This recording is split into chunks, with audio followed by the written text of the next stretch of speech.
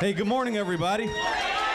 Good morning. Good morning. It is such a pleasure to be with you, and let's show our love and gratitude to this extraordinary public servant, Senator Angela Alsobrooks. Thank you for being with us, Angela.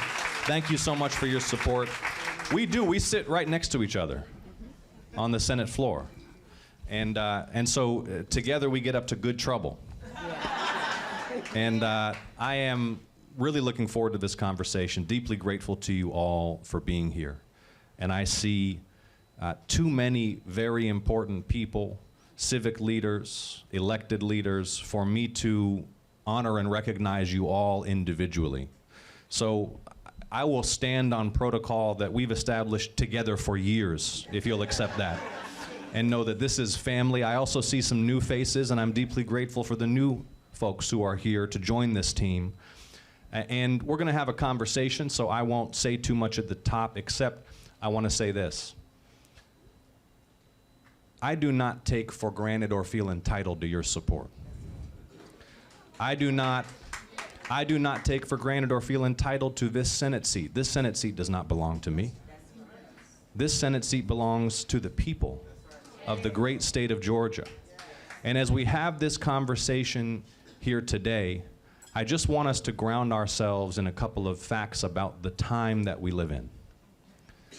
Because some people just happen to live at times and in places where what we do matters more, where what we do has a profound impact on our immediate circumstances, on our immediate community, and on the deep future and the whole nation and the world. And over through American history, this place, Atlanta, Georgia, the South, has been somewhere where people who have courage and a mission and are on the right side of history, working together with passion and courage and determination, have made a difference that advances progress not just in the short term, but in the long term. And these next 5 months, not for the sake of my career, not for the sake of the Democratic Party, but for the sake of our country, these next 5 months matter an awful lot.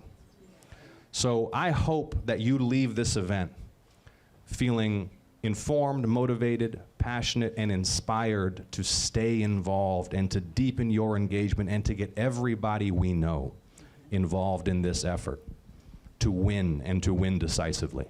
All right? We're going to have a great conversation. Thank you again, Senator, for being here. Thank you again to Ryan Wilson, my Georgetown classmate, for creating the gathering spot. This is my first time at the retreat, this new location. I understand this is the 1-year anniversary of opening this new space. Ryan, congratulations. Thank you for making this available to all of us. Thank you for your leadership and your convening and your entrepreneurship. Let's give a round of applause to the staff here, to the kitchen staff, the back office, the wait staff. Thank you all. Let's express our gratitude as well to the law enforcement personnel who are here keeping us all safe. I'd like to ask every veteran, every military spouse and service member to please raise your hand if you can and hold it high, and let's show our gratitude to those who have served and made sacrifices. Thank you so much, and let's have a great conversation. Thank you all. Thank you. All right, well, let's get right down to it. So this Sunday marks the 100 days until Election Day. Yes, this Sunday. We're almost there. As they say, when they cut the monkey's tail off, won't be long now, right? Well, I'd like to open our conversation with an update. Can you tell us about the current state of the race, and what are your expectations for the critical final 3 months of this race? 100 days coming up, and here's another way to look at it. It's something like 3,000 hours till the polls close. Who's counting, Miss Joe? Yeah. Tell Pastor Black I said hello, by the way. Okay, thank you. You all are here, so you're paying pretty close attention to national affairs. And so I don't need to recite for you all the litany of terribles that are being forced on our republic right now. But what we are dealing with is deeper than the ordinary conflict over policy and ideas between two political parties. Because the folks in power in the White House right now, Judge, they have really only one agenda, and that is to amass as much power and wealth in one family as possible. And we are seeing them try to wield government to crush the opposition. You've all seen it.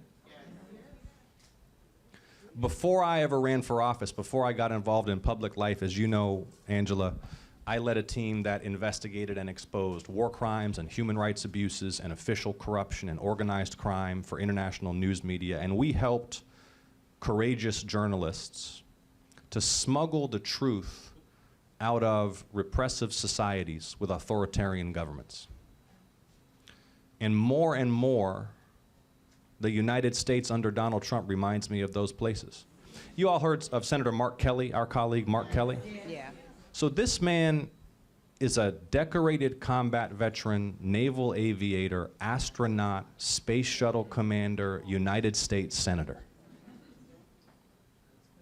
He's like the embodiment of patriotism. And for the better part of a year, his own government, the Trump administration, has been trying to imprison him. They've been trying in military court. They've been trying to indict him in civilian court for the apparent offense of having stated publicly a core principle of military law, and in so doing criticizing the administration. When they start trying to arrest and imprison opposition lawmakers, you see the kind of situation that we're dealing with. And at the same time, and I know we'll get into more detail on healthcare and the economy, but you've got one of the most corrupt and destructive and unpopular policy agendas in American history, defunding hospitals and nursing homes and slashing Medicaid and doubling health insurance premiums for more than 1 million Georgians to give yet another tax break to the wealthiest people in the country. And this Senate race, as you know, and this is why you're here, and I'm grateful that you're here, this Senate race will be pivotal, decisive. Right? There is no path back to the majority and therefore to real accountability without winning this Senate race. And I am facing a man in Congressman Collins who is unfit for any office. Unfit for any office. See, there's a reason Brian Kemp worked so hard to try to keep Mike Collins from getting the nomination in this Senate race.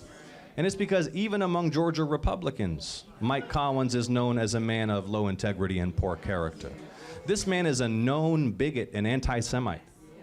We've learned in just the last few weeks that Congressman Collins' office has been briefing Nick Fuentes and other prominent white supremacists on its efforts on behalf of a notorious Holocaust denier. We've learned, CNN reporting just last week, that a neo-Nazi propagandist has been based on Mike Collins' property. And still, to this very day, now a week later, the congressman will not answer whether he or his businesses or his office or his campaign have been paying a neo-Nazi. So this is a man who represents a dark past that Georgia has moved on through and beyond.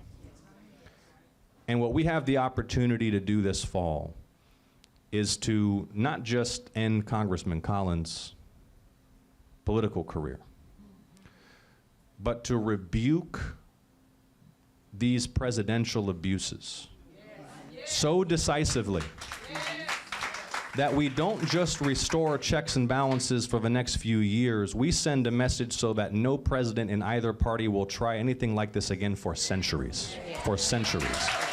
That's the opportunity that we have. Well, you mentioned health care. So let's get into a discussion about that. So health care has rightfully remained really at the forefront of our national discourse. And here in Georgia in particular, maternal health care is a particularly urgent crisis, having one of the highest maternal mortality rates in the country, with Black women facing a risk 3 times higher. So you've been an advocate in the Senate on this issue. We want to thank you for that. And we wonder whether you can discuss the current landscape of this fight and then your ongoing work to eliminate gaps in care. I think this issue and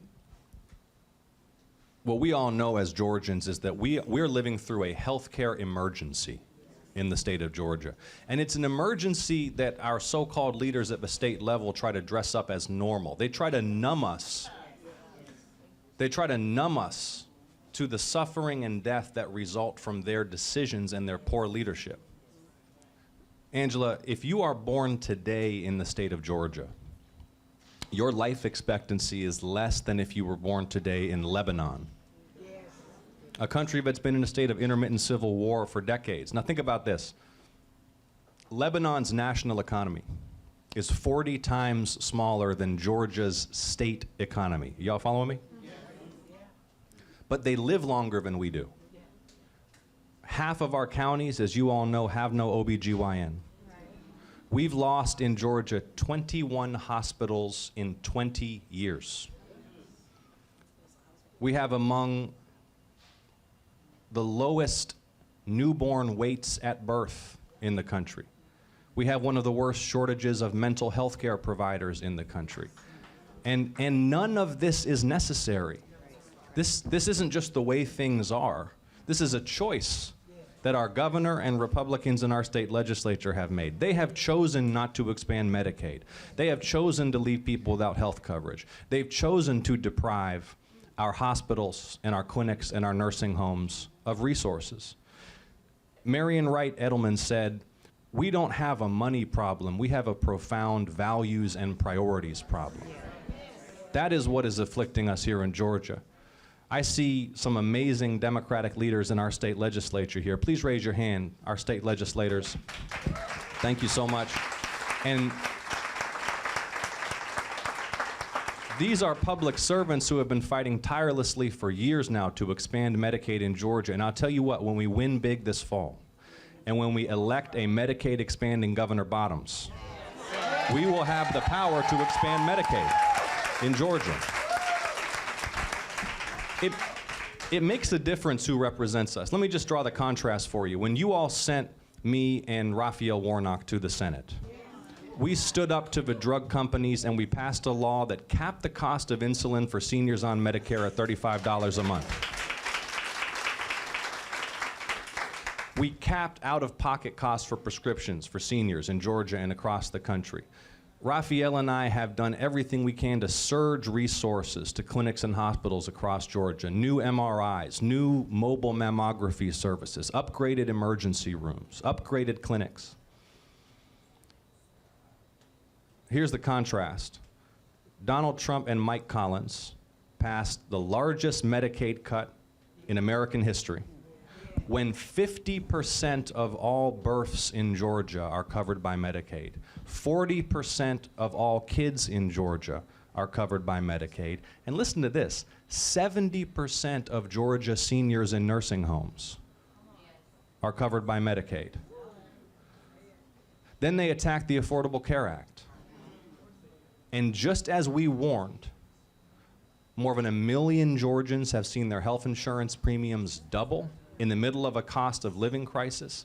300,000 Georgians have lost their insurance altogether in just the last few months. I heard from a woman in her mid-50s who wait tables for a living who told me that she was losing her insurance in the middle of a cancer fight. She had chemo coming up and was losing her health coverage. And again, it's not just the way things are or the way things have to be, it's a choice that they made. They wanted to give money and favors to their donors, and were perfectly happy for working class and middle class people in Georgia and across the country to simply lose their health coverage as a result. We've already seen one hospital in Georgia, St. Mary's up in Livonia, to close its birthing unit citing these Medicaid cuts. So now a laboring mother has to go much further to get the care that she and her baby need. This is the central issue in this upcoming election. We can repeal these Medicaid cuts. We can restore those Affordable Care Act benefits to bring down health insurance premiums. And we can ban these insurance companies from denying or delaying needed health care to Georgians and folks across the country. And you know, Senator Ossoff, one thing I wanted to add is, you know, there are a lot of people who look out and say, well, why are you in Georgia? You know, because I represent Maryland.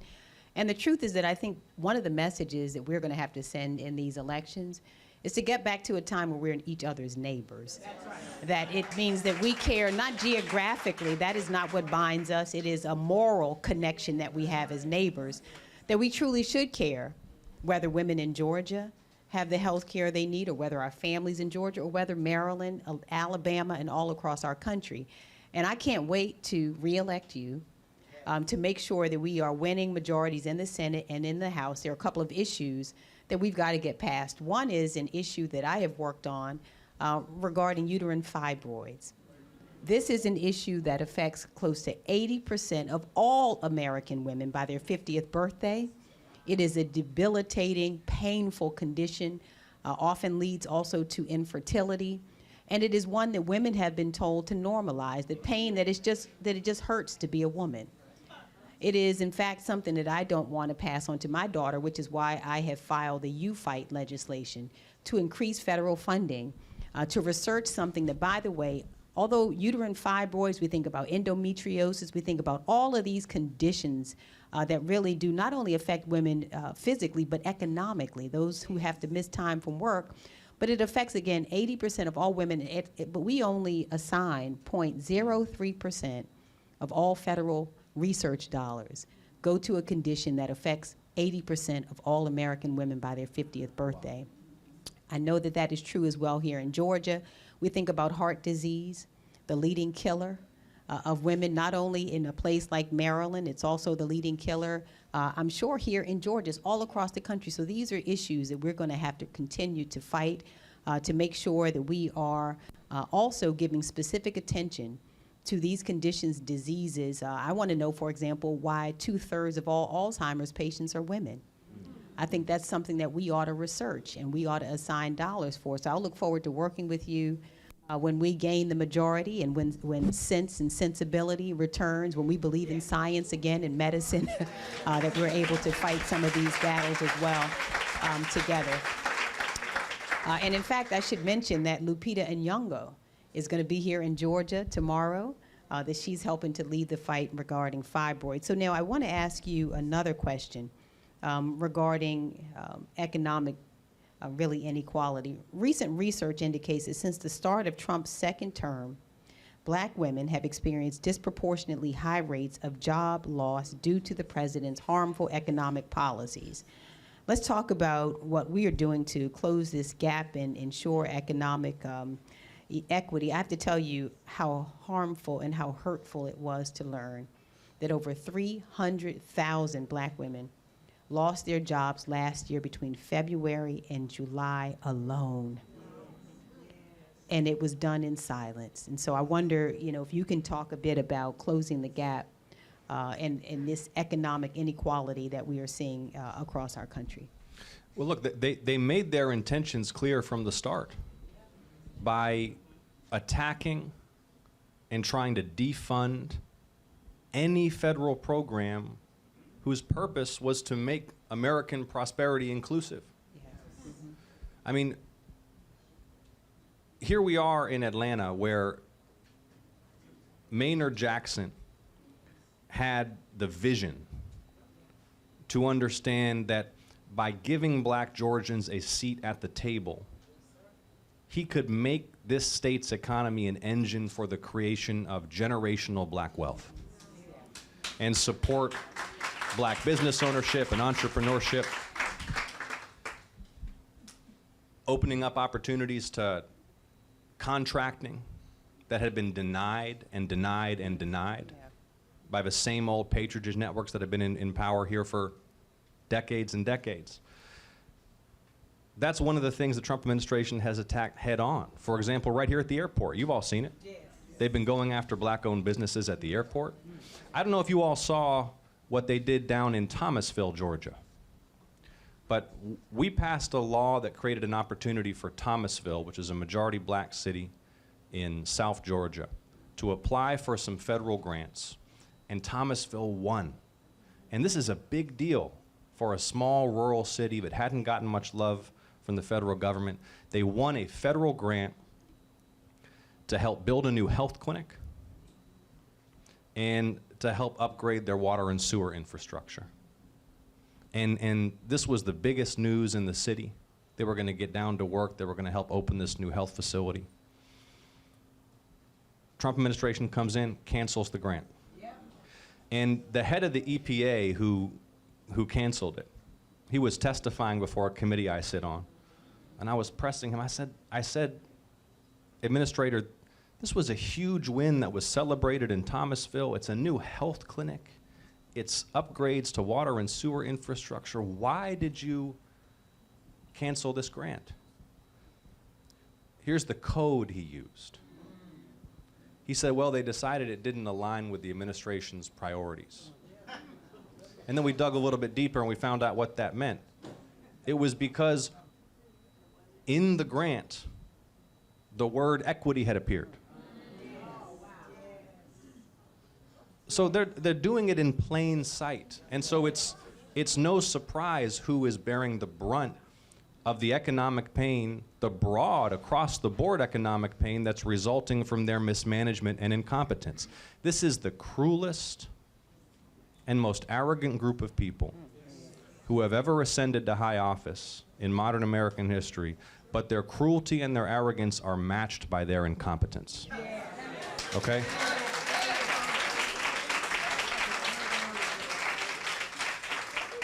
Just look what is happening right now in the Middle East.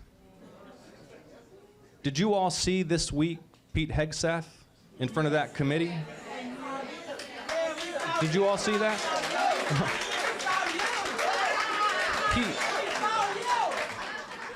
But, you know, the president was down here a couple days ago. Yeah, well, he was speaking. The president was down here a few days ago, and, you know, the people close to him know, folks in Washington know, everybody across the country can see that he's lost a couple steps. We've got Americans coming back from overseas in flag-draped coffins.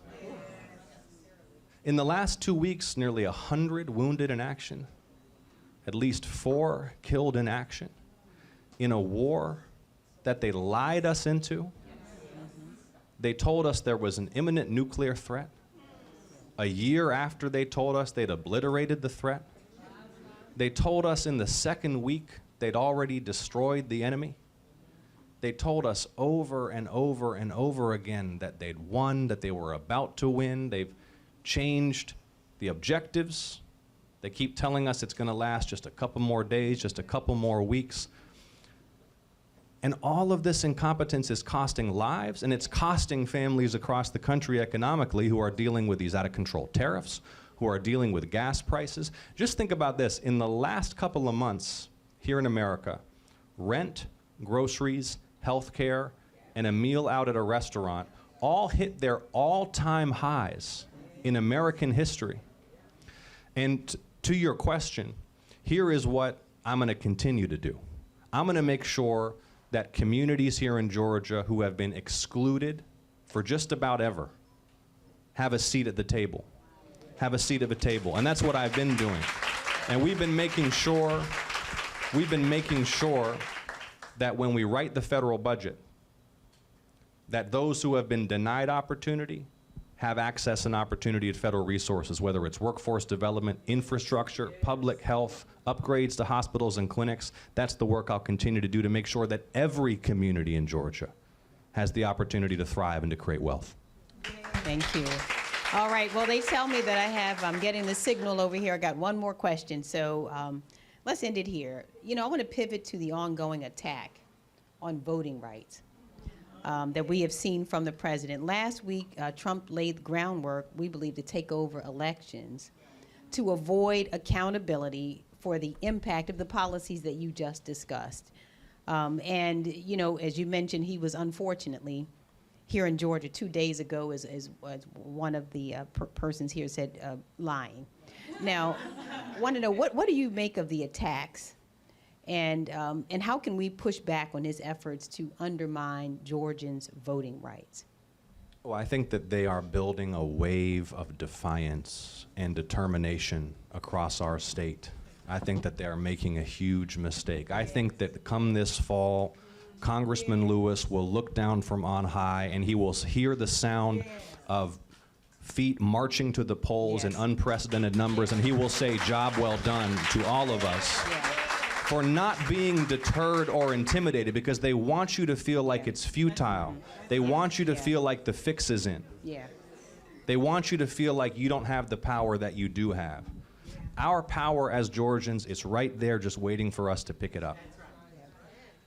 And we are going to win so decisively that no dirty tricks, no half-baked scheme hatched in the Oval Office can foil the will of the people.